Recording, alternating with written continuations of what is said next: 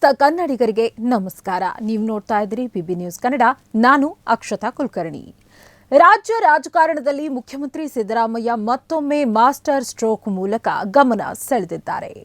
ಸರ್ಕಾರದ ಹಠಾತ್ ನಿರ್ಧಾರವೊಂದು ವಿರೋಧ ಪಕ್ಷಗಳಾದ ಬಿಜೆಪಿ ಮತ್ತು ಜೆಡಿಎಸ್ನ ಬೃಹತ್ ಹೋರಾಟದ ಪ್ಲಾನ್ಗಳನ್ನು ಬುಡಮೇಲು ಮಾಡುವ ಜೊತೆಗೆ ಸ್ವಪಕ್ಷದ ಆಂತರಿಕ ಪೈಪೋಟಿಗೂ ಲಗಾಮು ಹಾಕುವ ಮುನ್ಸೂಚನೆ ನೀಡಿದೆ. ಈ ಬಗ್ಗೆ ಇಲ್ಲಿದೆ ಒಂದು ವಿಶೇಷ ವರದಿ.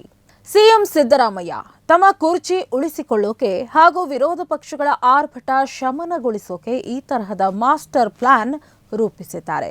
ಜನವರಿ 22ರಿಂದ 31ರವರೆಗೆ ವಿಧಾನಮಂಡಲದ ಜಂಟಿ ಅಧಿವೇಶನ ಕರೆಯುವ ಸರ್ಕಾರದ ಹಠಾತ್ ನಿರ್ಧಾರವು ವಿರೋಧ ಪಕ್ಷಗಳಾದ ಬಿಜೆಪಿ ಮತ್ತು ಜೆಡಿಎಸ್ನ ಬೃಹತ್ ಹೋರಾಟದ ಪ್ಲಾನ್ಗಳನ್ನು ಬುಡಮೇಲು ಮಾಡುವ ಜೊತೆಗೆ ಸ್ವಪಕ್ಷದ ಆಂತರಿಕ ಪೈಪೋಟಿಗೂ ಲಗಾಮು ಹಾಕುವ ಮುನ್ಸೂಚನೆ ನೀಡಿದೆ. ಕೇಂದ್ರ ಸರ್ಕಾರವು ಉದ್ಯೋಗ ಖಾತ್ರಿ ಬದಲಿಗೆ ತಂದಿರುವ ವಿಬಿಜಿ-ಆರ್ಎಂಜಿ ಕಾಯ್ದೆಯ ವಿರುದ್ಧ ನಿರ್ಣಯ ಅಂಗೀಕರಿಸಲು ಸರ್ಕಾರ ಜಂಟಿ ಅಧಿವೇಶನ ಘೋಷಿಸಿದೆ. ಆದರೆ ಇದರ ಅಸಲಿ ಉದ್ದೇಶ ವಿರೋಧ ಪಕ್ಷದ ಪ್ಲಾನ್ ವಿಫಲಗೊಳಿಸುವುದೇ ಆಗಿದೆ ಎಂಬ ಚರ್ಚೆ ಜೋರಾಗಿದೆ. ಜನವರಿ 24ರಂದು ಹಾಸನದಲ್ಲಿ ಬೃಹತ್ ಸಮಾವೇಶಕ್ಕೆ ಜೆಡಿಎಸ್ ಸಜ್ಜಾಗಿತ್ತು. ಆದರೆ ಅಧಿವೇಶನ ಇರೋದ್ರಿಂದ ಶಾಸಕರು ಮತ್ತು ಪ್ರಮುಖ ನಾಯಕರು ಸದನದಲ್ಲಿ ಹಾಜರಿರಲೇಬೇಕಾದ ಅನಿವಾರ್ಯತೆ ಎದುರಾಗಿದೆ. ಜೊತೆಗೆ ಜನವರಿ 17ರಂದು ಬಳ್ಳಾರಿಯಿಂದ ಬೆಂಗಳೂರಿಗೆ ಪಾದಯಾತ್ರೆ ಪ್ರಾರಂಭಿಸಲು ಬಿಜೆಪಿ ಹವಣಿಸ್ತಾ ಇತ್ತು. ಈಗ ಅಧಿವೇಶನದ ನೆಪದಲ್ಲಿ ಈ ಹೋರಾಟದ ತೀವ್ರತೆ ತಗ್ಗಿಸುವಲ್ಲಿ ಸಿಎಂ ಯಶಸ್ವಿಯಾಗಿದ್ದಾರೆ.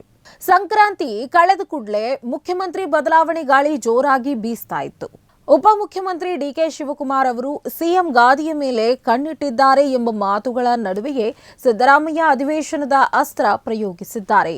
ಅಧಿವೇಶನದ ಅವಧಿಯಲ್ಲಿ ಮತ್ತು ಫೆಬ್ರವರಿ 13ರಂದು ಸರ್ಕಾರದ 1000 ದಿನಗಳ ಸಂಭ್ರಮದ ಸಾಧನಾ ಸಮಾವೇಶ ಹಮ್ಮಿಕೊಂಡಿರುವುದರಿಂದ ಸದ್ಯಕ್ಕೆ ನಾಯಕತ್ವ ಬದಲಾವಣೆ ಸಾಧ್ಯವಿಲ್ಲ ಎಂಬ ಸಂದೇಶವನ್ನು ಹೈಕಮಾಂಡ್ಗೆ ರವಾನಿಸಿದ್ದಾರೆ. ಫೆಬ್ರವರಿಯಲ್ಲಿ ಬಜೆಟ್ ಮಂಡನೆ ಹಾಗೂ ಏಪ್ರಿಲ್ನಲ್ಲಿ ನಡೆಯಲಿರುವ ಸ್ಥಳೀಯ ಸಂಸ್ಥೆಗಳ ಚುನಾವಣೆಗಳ ಜವಾಬ್ದಾರಿಯನ್ನು ಹೊತ್ತಿರುವ ಸಿದ್ದರಾಮಯ್ಯ ತಮ್ಮ ಕುರ್ಚಿಯನ್ನ ಭದ್ರಪಡಿಸಿಕೊಂಡಿದ್ದಾರೆ. ಈ ಮೂಲಕ ಅತ ಬಿಜೆಪಿ ಜೆಡಿಎಸ್ ಮೈತ್ರಿಕೂಟಕ್ಕೂ ಇತ್ತ ಸ್ವಪಕ್ಷದ ಪ್ರಬಲ ಆಕಾಂಕ್ಷಿಗಳಿಗೂ ಸಿದ್ದರಾಮಯ್ಯ ಏಕಕಾಲದಲ್ಲಿ ಚೆಕ್ ಮೇಟ್ ನೀಡಿದ್ದಾರೆ ಅಂತ ಹೇಳಲಾಗ್ತಾ ಇದೆ.